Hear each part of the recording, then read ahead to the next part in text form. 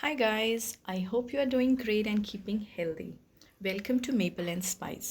अगर आपने भी मेरी तरह थोड़ा सा वेट गेन कर लिया है, then this 1 minute video is a must save recipe for you. ये रेसिपी है 100% ऑयल, घी और बटर फ्री क्योंकि मैंने स्प्राउट्स को टमाटर, प्याज और शिमला मिर्च के साथ स्टीम किया है। इन सब्जियों में इतना पानी होता है कि अगर आप स्प्राउट्स को 3 से 4 मिनट के लिए लो टू मीडियम हीट पर ढक कर कुक कर लें तो एक डिलीशियस और हेल्दी सैलड बनकर तैयार हो जाएगा। सीजनिंग के लिए मैंने सिर्फ सॉल्ट और ब्लैक पेपर का यूज़ किया है। आप अपने टेस्ट के अकॉर्डिंग और भी सीजनिंग्स ऐड कर सकते हैं।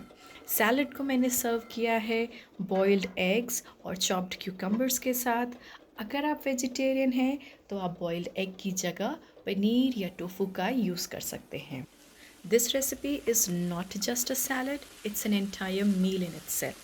I hope you like the recipe. If you do, then share and subscribe to my channel. Enjoy and take care. See you next time. Thank you and bye bye.